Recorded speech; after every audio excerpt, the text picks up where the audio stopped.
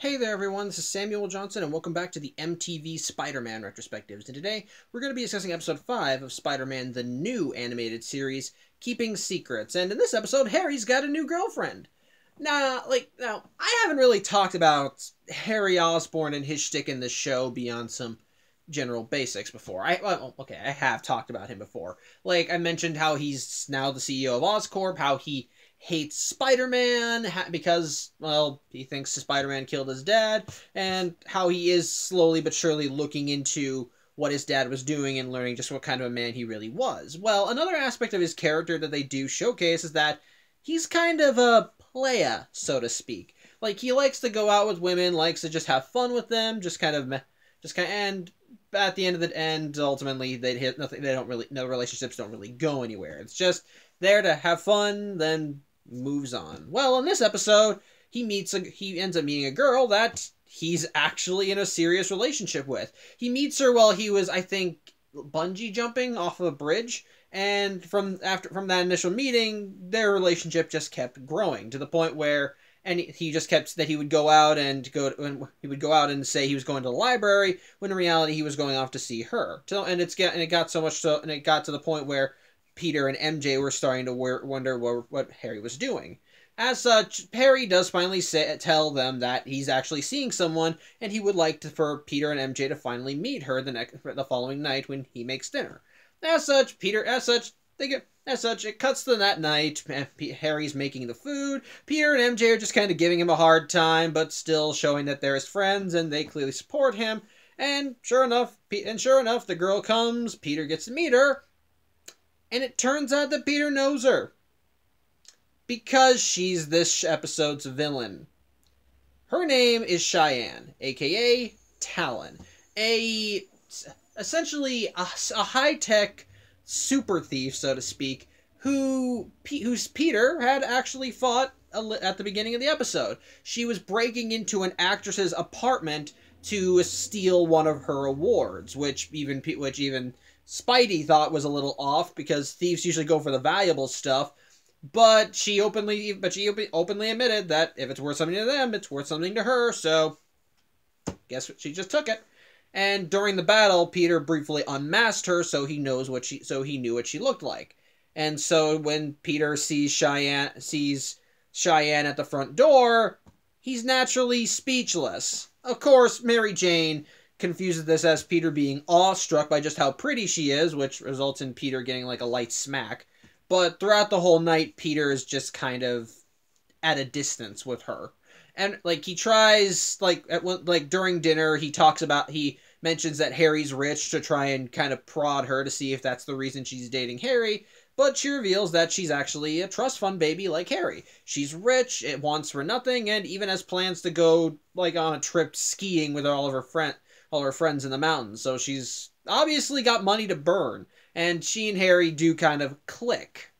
And pretty much the whole night, she and Harry just kind of get along with each other, work off each other. They're just having fun, but Peter just does not trust her, especially and unfortunately because he's keeping his double life a secret from MJ and Harry. They just chalk it up to him just not liking her. As such, after she leaves, Peter gets into his Spidey jammies and goes out patrol, and sure enough, he runs into her again as she's scouting out what looks like I want to say expo, like one of those a convention center, I suppose. I think you can call it, as they're going to be holding a high-tech expo the next night, and she's scoping, and she's there to just kind of case the place. As such, Spidey goes to see her, and rather than fight her again, he tries talking to her, like learn more about her, why she's doing all this, and attempt to try and talk her down. But unfortunately, no matter how much he prods, she's not taking the bait. And at certain points, even just kind of calls him out, and is like, "What the hell do you think you're doing? You're not a shrink. You don't know anything about me. Just back off." And so eventually, Spidey just says, "I just want to know who you are under there. I want to know why you're doing this." And she just says, "Do you know what I need? I need a date tomorrow, 9. As such, they part ways, and Spidey is just clearly still on edge, especially so when he returns back to his apartment, he sees that Cheyenne beat him there and is, well, spending a night with Harry, so to speak. As such, the next day, Harry, Cheyenne, Peter, and MJ are hanging out together and rock climbing, and through the whole thing, Peter is still tense, and he's just debating whether he should tell Harry or not, because he knows that since Cheyenne is a criminal, Harry's gonna get hurt, because if she gets caught or something goes wrong, Harry's gonna be the one that suffers. And so, and based on her attitude, it doesn't look like she cares. So he's just desperately still trying to be there for Harry, but at the same time, he's trying to get Cheyenne to calm down. And unfortunately, as things get deeper, Harry's mood gets kind of worse as that night, as Peter's preparing to go meet up with Cheyenne when she does her robbery. Harry meets up with Peter, and he wants to hang out, but because of Peter's aforementioned date with Cheyenne, he can't hang out with him. And Harry's just, he looks like he's just kind of, but he's fighting the urge to cry, because apparently with everything that's going on, it's like, even no matter how much progress they make, he just seems to be hitting a wall with her, and he doesn't know why she's keeping him out. And as a result, he just doesn't really know what to do. And so Peter tells Harry that once he's done with this thing, he'll meet back up with him later. And so as such, Harry does leave, and allows Peter to get into a Spidey jammies to meet up with Cheyenne. And sure enough, once Cheyenne starts her robbery, Peter does still try to give her a shot tries to talk to her, but she's still keeping him at a distance. And anytime he asks any personal questions, she gets defensive. But sure enough, we soon learn why she wanted Spider-Man there when she committed this robbery. To act as a distraction, because the instant they get on the roof, the police come and she makes herself scarce and tries to break in.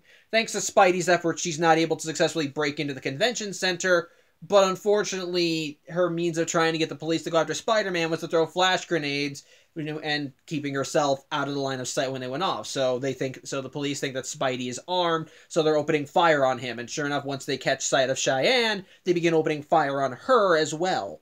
And as such, throughout the whole thing, he's trying not only to make sure that she doesn't get hurt, but also trying to avoid the police. And while he does eventually head Cheyenne off so she doesn't escape, unfortunately, in the battle, she winds up getting shot in the leg, which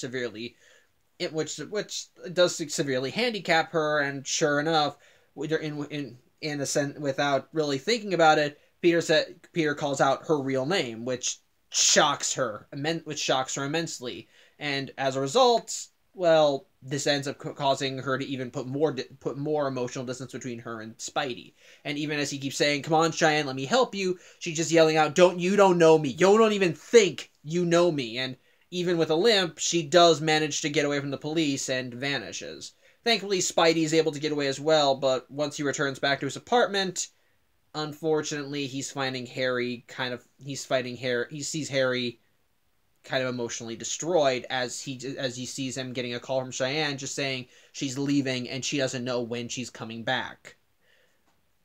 As such, the episode ends with Peter trying to be there for Harry emotionally, say, "Why don't we go and get some donuts, scarf him down, and we can talk about this thing." And, well, Harry does eventually take him up on the offer and even tells Peter that he's gonna buy because he blew him off earlier, so. Okay, personal thoughts on the episode. I don't really know how I would classify this episode. It's very up in the air for me. I don't think I hated it, but I don't know if I liked it either. But I think it's mostly because there's a lack of a super villain, so to speak, because Talon, for all her strengths, still kind of feels like a regular, average, everyday villain. She is pretty cool, I'll give her credit. I like her high-tech gadgets and so forth, but otherwise, aside from those gadgets, there's nothing really that gives her much of a gimmick, so to speak. She just kind of feels like a more high-tech baddie. And I guess you could say that maybe she's like an analog for Black Cat, that's what I've heard, but, aside from her being a thief being a rich thief, I don't really see any Black Cat connections, especially since she and Spider-Man aren't the ones in a relationship, so I don't really know. Maybe there's a reason for it, I have no idea. That's also kind of another problem to Talon as a villain. Talon as a, I know it's supposed to, and I know I just said, she's not really, doesn't have a lot of a gimmick, but, I mean, in terms of character and writing, there's nothing really there to grab at. Though, to be fair, I think that was intentional. Let me explain. They do showcase enough with Talon to showcase that as a thief, she's clearly in a league of her own. She can clearly match Spider-Man in terms of skill and prowess. She's got enough gadgets so that she can easily counter any obstacles that get in her path. And in terms of just determination, she's clearly smart and knows how to misdirect and get people thinking the way she wants them to think. Like when she lured Spider-Man to the convention center with her so she could use him as a distraction while she tried to break in. Ultimately, that plan failed, but I think I would just chalk that up to dumb luck. So they do showcase that as a thief she is very skilled. The problem, however, lies in motivation. We really don't know that much about Cheyenne/Talon. We don't really understand why she's doing all this. There's no, like, let's go back to other villains in this that we've looked at so far. Turbojet was an egotist who felt that he was the only one who truly knew how things went, and because everyone else was too weak to get the job done, it fell onto his shoulders. And as a result, so you understood his motivation. He was arrogant. He was just kind of arrogant and kind of had a high opinion of himself. We got the Kingpin. He was just kind of a man. He was just a man who clearly wanted power and knew how to manipulate people to get what he wanted. We had the Lizard, who was ultimately a feral animal who acted on his anger and instincts. And even last week with Shikata, she wanted a good fight and a strong fighter to provide that. Hence why she was willing to hunt Spider-Man, because she saw him as a worthy adversary. But with Talon, we don't know why she's a thief. I chalked it up to maybe that she was a thrill seeker, and there's enough in the episode to support that, because like I said, she's a rich kid like Harry, so she clearly does not need any money. Even like I said earlier in the episode, she broke into an actress's apartment to steal an award she won for best dress and completely disregarded her jewelry, which makes sense. She doesn't need it. And of course, because she's rich, she is able to afford all the high-tech gear she uses in her heists. But that also raises the question of why does she do this? I chalked it up to possibly being a thrill seeker, because when Harry met her, she was getting ready to go skydiving. Her cover story is that she's going skiing in the mountains with her friends, and when Peter, MJ, and Harry are hanging out, they're going rock climbing. It gives you the impression that she does all this not because she gets anything out of it, but because she just likes the thrill of it. She does it for funsies. She does it for the same reason I do these vlogs. She just does it because she likes doing it. There's no big gain to it. But with that said, there clearly is more. Because when Peter starts asking her questions as Spider-Man, she is putting up a wall. In her and Harry's relationship, she's allowing Harry to get close enough, but still putting some distance between them, telling him fibs or lies, and clearly showing that while Harry's getting emotionally invested in this, she's not, or at the very least isn't invested in the same way that he is, because while she likes him and she likes being with him, at the same time, it's clear that she does like her job more than she likes being with him, because she when Harry wanted to hang out with her the night they had dinner, she went off. She said she was going to go out traveling, and then instead decided to dress up as Talon. And I think the only reason, and it's just hitting me right now, I think the only reason that she didn't go through a robbery that night was because Spider-Man was there, and she decided, maybe I can use this. So it's clear that she definitely has her priorities a little skewed when it comes to personal relationships, and there may be a reason for that, because like I said, when Spider-Man tried asking questions and getting to know her, she just kept getting defensive and angry, and when he actually called her by her first name, she just dropped any sense of formality that was there at all and just told Spider-Man to back the hell off. So clearly something is there. There is a deeper reason why she's doing this beyond just being a thrill seeker. There is something deeper, but unfortunately, we don't get to see that. And because this series only lasted for one season, we never get any follow-up for her. I guess that if there had been a second season, Talon would have returned, and we would have learned more about her. Probably had her and Harry meet up and possibly talk about the last time they saw each other and they broke up.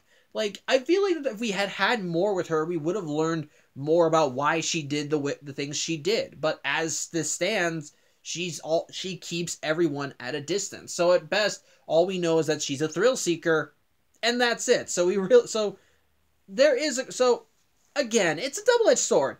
It works against the episode, but but in the right context, it also can work for the episode, as it looks like they're laying the foundation for future stories that unfortunately never came to pass. So yeah, that's kind of a, like I said, double-edged sword.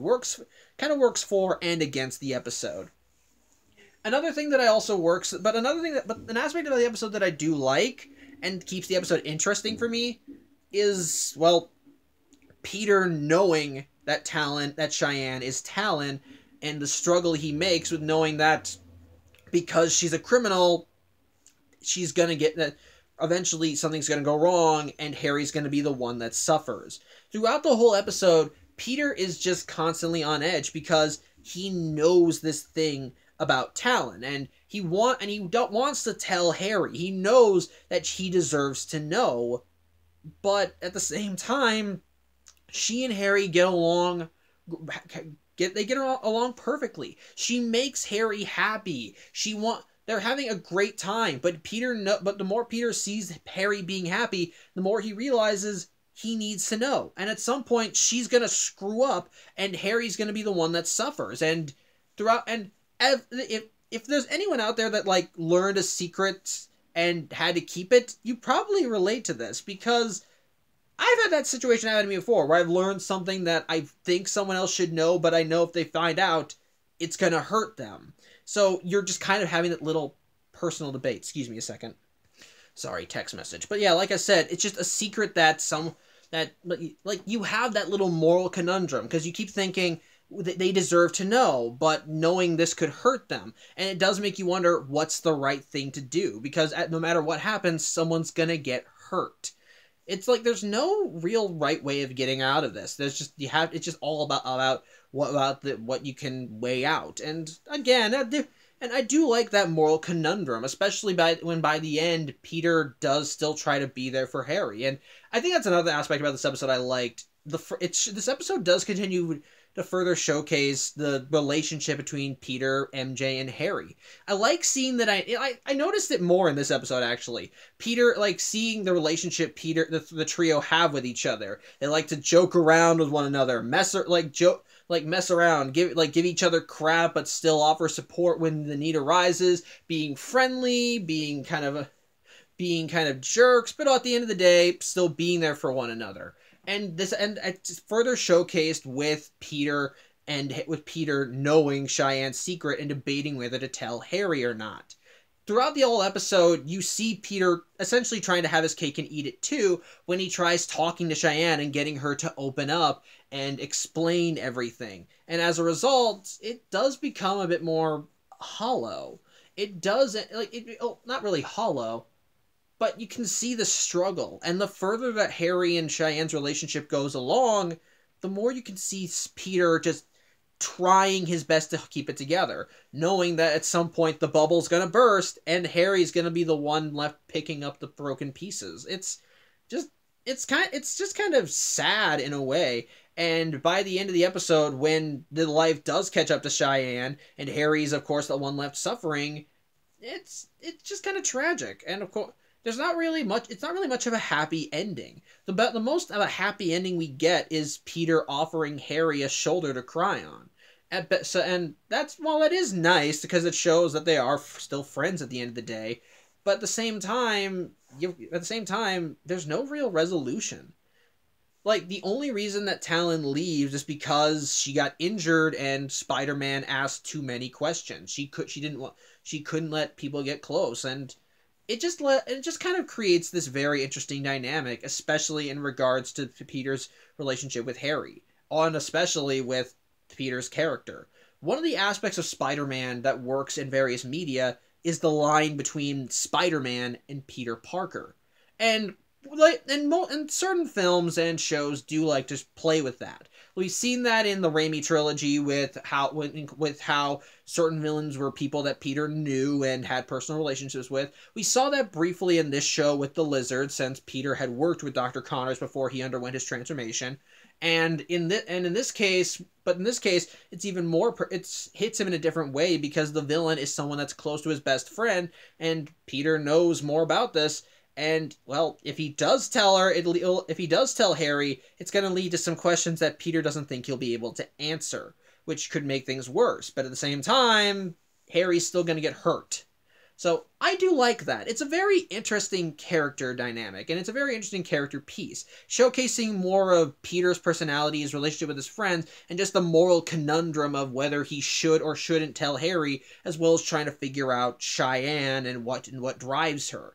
It's all very interesting, and I think that's what still carries most of the episode. So I guess at the end of the day, the episode itself is just all right-ish, nothing great. Again, some of the problems lie with Talon. She doesn't really have much of a big gimmick as a villain, and as a character, they do leave a bit in the dark, which again, I'm marking as a double-edged sword because it does create enough intrigue, but at the same time, this is her only appearance in the show, so at best, it just leaves you wanting. But it does have some great character dynamics, but it does have good writing with Peter, MJ, and Harry. It does create a nice moral conundrum as Peter debates whether he should tell Harry about Cheyenne's secret or not, and it does lead to some good tension that ultimately comes to a head when Cheyenne does eventually leave and Harry's heartbroken. So, yeah, I do think that at the end of the episode, at the end of the day, the episode is just all right. Nothing great, but there is still enough there to keep the story interesting and keep you invested till the end. So, yeah. That's all I can really think of. I hope you enjoyed this vlog. I'll see you next week. And yeah, I hope you have a good night. Take care.